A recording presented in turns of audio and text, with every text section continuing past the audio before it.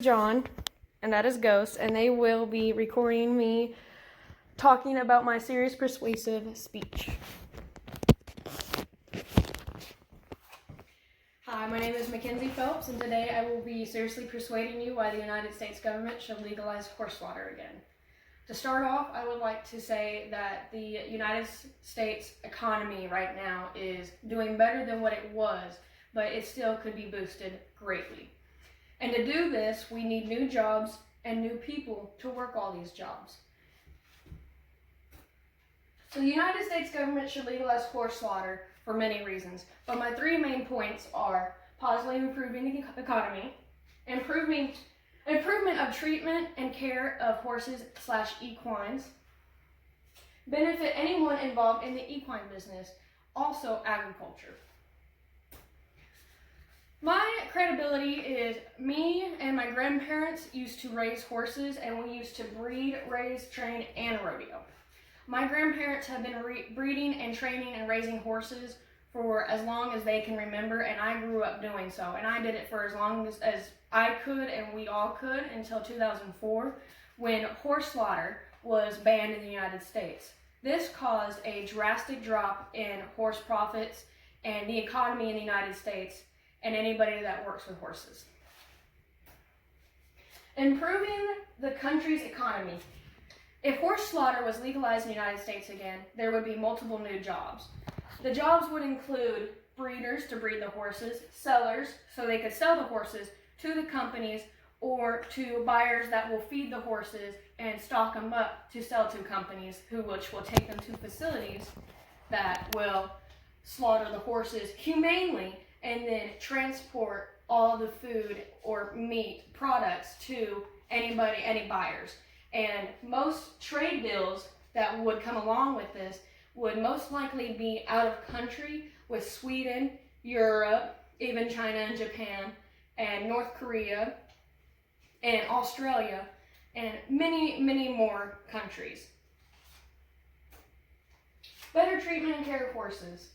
Since the economy went down and the profit of horses went down in 2004 because the outbanning of horse slaughter, many people don't know what to do with their horses.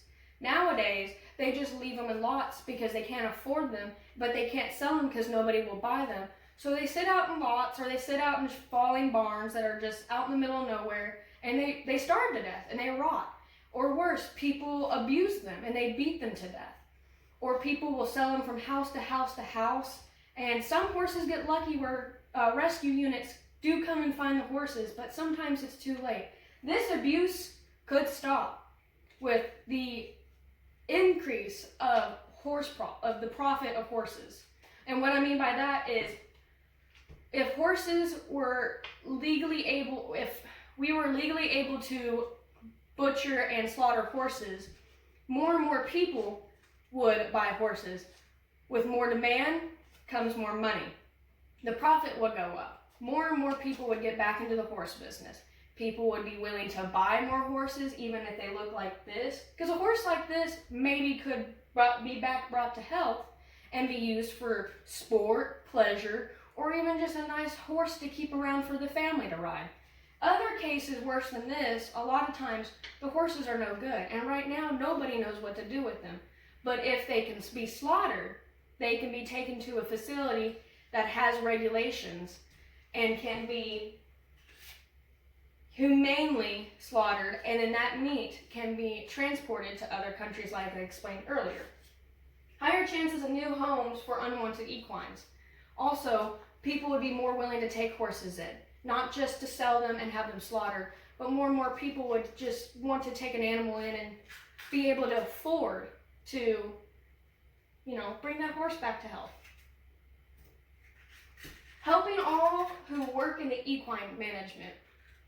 Many, many people work with horses, whether it's from just breeding them, training them. Many people train them for pleasure or for reining, which is a type of sport, or rodeo, which is also a sport, and many other sports like polo and jumping and English riding.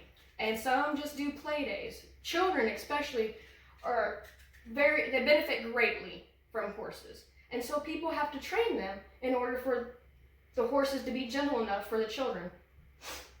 Harsh criticism would decrease. More and more people would be able to work with horses and to show the world that they can do a lot with these horses and that they're not abusing them. The abuse decreasing would cause less negative media on the horse abuse and more positive media on the people that are treating the horses right, causing harsh criticism to decrease. Profit in the field would increase, like I explained earlier, and more business for trainers and all people devoted to working for horses. So veterinarians, specialists like chiropractic equine doctors, these are people that specialize just in chiropractic therapy for horses. They would benefit more with more horses out in the field with owners that are willing to care for them and have them worked with, causing not only the owners and the horses to benefit, but from the specialists that benefit economically. Happy Americans, happy horses. If Americans' economy goes up with more jobs added,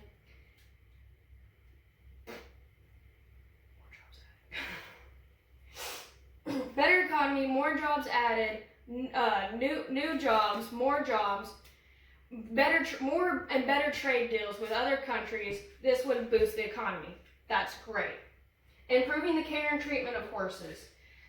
Treatment and care of horses is very important, just like it is for a dog or cat or child. You should never abuse any sort of animal, especially a horse. Frankly, I would never want to abuse or mistreat a horse because messing with a 15-pound, 100-pound horse or creature can be lethal. Enhancing the careers of all involved in equine work. Everybody deserves to make good money in every job they do, especially if they're doing something they love. Sadly, working with horses, not everybody makes a lot of good money doing so. But if they could, while they're doing something they love, that's just a bonus. And that is also part of the American dream. Thank you for your time.